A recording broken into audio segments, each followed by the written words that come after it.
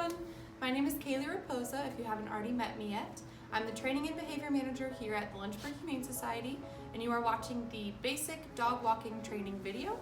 Today we'll be going over what dogs you can and can't walk, how to get them out, where to go when you're walking them, general rules for dog walking, and basically we just want to get you ready to walk some of our dogs that have been marked easy, so that way you can start your volunteering. Pay attention carefully because there will be a quiz at the end of this, but it won't be hard, I promise. Let's start by going over some prerequisites. You must be 18 years or older in order to walk dogs. You must be an approved volunteer and have gone through orientation. And of course you have to want to walk dogs. We won't make you walk all of them, but it is great to have a desire to interact with dogs and walk as many as you can regardless of shape or size. Now let's go over the tools you need and where to find them. When you walk into the volunteer office, the first thing to check is if you have closed-toed shoes. Next, make sure that you have your dog walking badge with you. You will go ahead and clock in on our time clock service using the login information you received at orientation. Make sure to check the volunteer bulletin board to look at any updates that you may need to be aware of. Next, put on your volunteer apron. Gather some treats and put them in the pockets of your apron or a treat pouch if you have one with you. Don't forget to get waste bags from under the desk, these are very important. Finally, get a leash and a couple of harnesses that would fit the dogs you want to walk. A second option is using a thunder leash, which we will go over in the harness fitting section. Now that you have your equipment, let's learn how to fit it on the dogs. Hey guys, I'm here with Durham. He's our dog that we're going to use today to help you guys learn how to fit our harnesses. There are 5 primary types of harnesses that you will be using. The first one has holes for each of the dog's front legs and clips above the shoulders. It is easiest to hug the dog's body near you while placing one leg in each of the holes and clipping above the shoulders. This type of harness should be snug at the top of the dog's chest and around the shoulders. The second harness is similar to the first but has mesh padding instead of straps. A second way that you can put these harnesses on is by placing the harness on the ground, picking the dog's front legs up and placing them into the holes, then clipping above the shoulders. This type of harness should also be snug. The third type of harness has a hole for the dog's head and a strap that clips behind the shoulders. Hold the harness so that the leash ring is on the top, then use a treat to get the dog to place his head through the hole. You will then lift the one leg and place it through the hole, then clip the strap behind the shoulders. The strap for the head should sit high on the chest and well above the shoulders, while the strap behind the shoulders should be snug. The next type only has 3 straps. Some of them clip above the shoulders and others don't. I will show you my favorite type of this kind of harness, which is an Easy Walk harness. You're going to unbuckle the odd colored strap and then place the Easy Walk label in your left hand.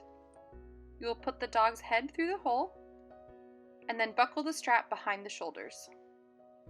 You will notice that the ring for the leash is on the chest of the dog. This is to prevent pulling. These types of harnesses need to be very snug as they are easy to pull out of, if not fit properly. The last type is a thunder leash. These are not in the volunteer center, but you may buy one from our store if you would like to have one to use for your own personal walking. Many volunteers prefer these because they are a one-size-fits-all solution and they are very easy to use. First, make sure that the collar is snug so that you can only fit 2 fingers underneath. Clip the leash to the collar and pull the strap underneath the chest behind the shoulders, then loop it through the mechanism on the leash.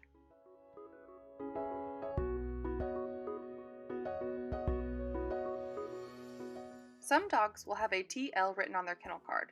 This means that these dogs can only be walked on a thunder leash, as they have handling sensitivities that prevent us from putting a harness on them.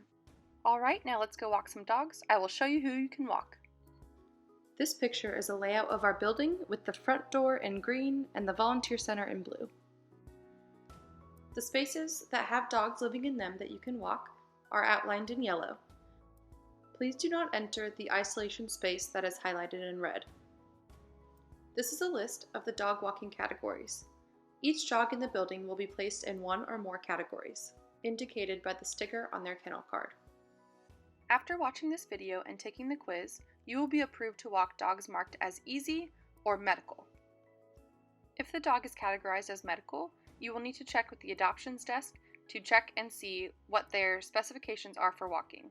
Usually they just need shorter walks. If a dog has more than one category, you must be approved for all of those categories in order to walk them.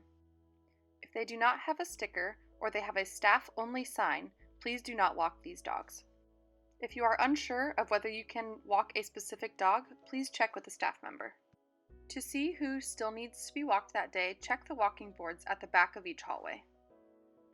Go to the dog and make sure that their kennel still has the correct category that you can walk. Then greet them through the kennel door by giving them treats and talking to them. This dog seems excited to see me. If the dog seems unsure or unwelcoming, please do not walk them. Some dogs will bark and jump at the kennel door, which can seem intimidating, but it is usually just excitement. If they calm down when you give them a treat and seem excited, you are still welcome to walk them. Usually the dogs who behave like this are the dogs who need walked the most, so don't be afraid. Now we will go over the leashing up process in the kennel. Adjust your harness to the size that you think would fit the dog before entering the kennel, and make sure that your lanyard is tucked in your shirt. Toss a treat to encourage the dog to move away from the door, then open the door, and keeping one hand on the door at all times, close it behind you. Greet the dog with treats and pets while in the kennel, and get down on their level so they can feel comfortable with you. Now you can begin to put the harness on them. Make sure that you are paying attention to any signs that they may be uncomfortable. If they seem uncomfortable or afraid, you can stop and walk somebody else. You can also spend more time with them in their kennel until they are comfortable with you. Please never corner a dog or force petting if they seem uncomfortable. Check the fit of your harness before leaving the kennel and adjust as needed, then attach the leash to the harness. Here is how to properly hold a leash. Please never wrap around your wrist or hand. If there are 2 dogs in the kennel but you only want to walk one, please guillotine them on either side so that you can interact with only the one dog you want to walk. Each person may only walk one dog at a time, so please ask a staff member if you need help splitting them. Now it's time to exit the kennel and go on your walk. Here is the same image of all of the areas you can walk dogs in that we showed earlier. Please exit the building using the nearest door to the dog you are walking. The red arrows will show the correct paths. When you are exiting the kennel, please make sure the dog is not rushing out ahead of you and that you are aware of what is in front of the kennel and around the kennel. You can stick a hand through the bar to push up on the latch, or you can use a leash thrown over the top of the kennel in order to lift up on the latch. When exiting the building, please move quickly. Do not stop in front of any other dogs or stop and talk to any other people. Always be aware of your surroundings and do not let the dog approach other people or dogs or go up to the rooms with dogs in them. Once you are outside, you may walk anywhere on our property, including the trails behind the building. When re-entering the building, please come in the door that you left and make sure that the kennel that you are putting the dog back in is indeed their kennel. Close the kennel door before taking off the harness, remove the harness and exit the kennel. If there is another dog when you get back to their kennel, please notify a staff member. Now let's go over the rules while you are out on a walk. Always make sure you are at least 10 feet from other dogs. Please pick up any waste and dispose of it in the nearest waste station.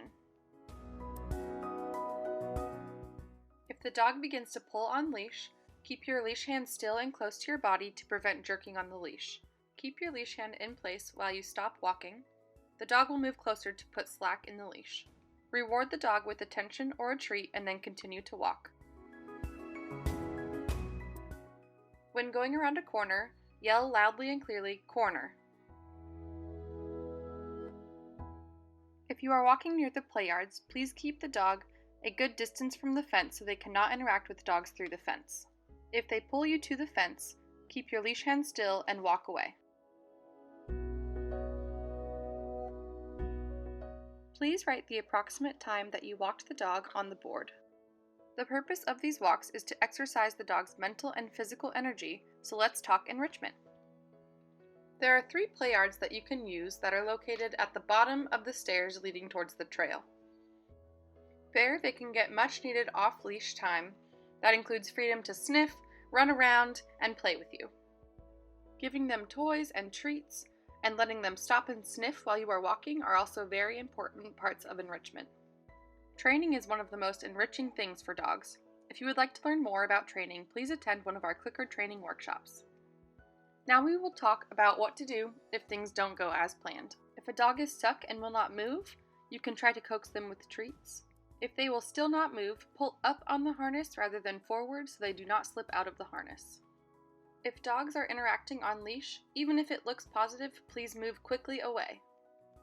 If the dogs get in an altercation, please do not physically intervene by pulling or pushing any of the dogs. You can get a staff member by yelling, or if you see someone else, have them get a staff member for you.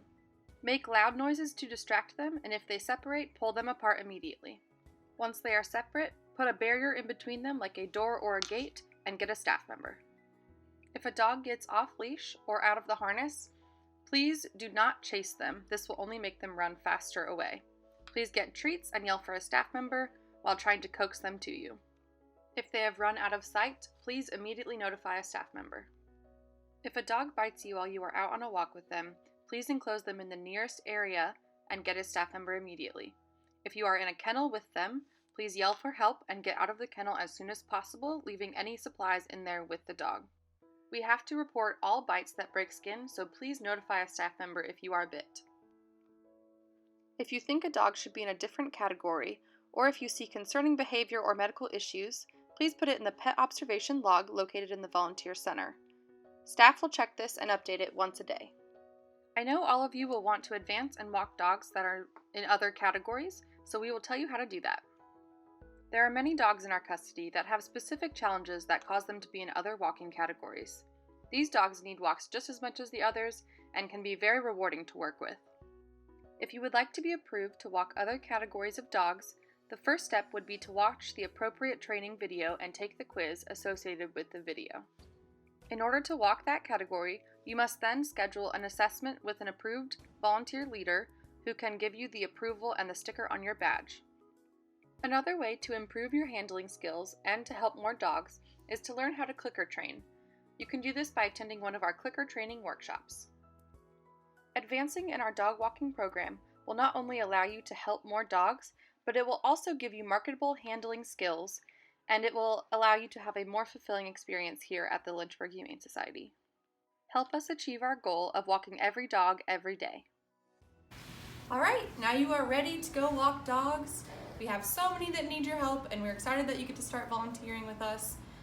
So your next steps will be to email either Riley@lynchburghumane.org with any questions, or you can email me, which is Kaylee@lynchburghumane.org, and then take the quiz at the end of this video, and we will see you to start walking soon. Make sure that when you come in to start walking that you get your badge from me or Riley.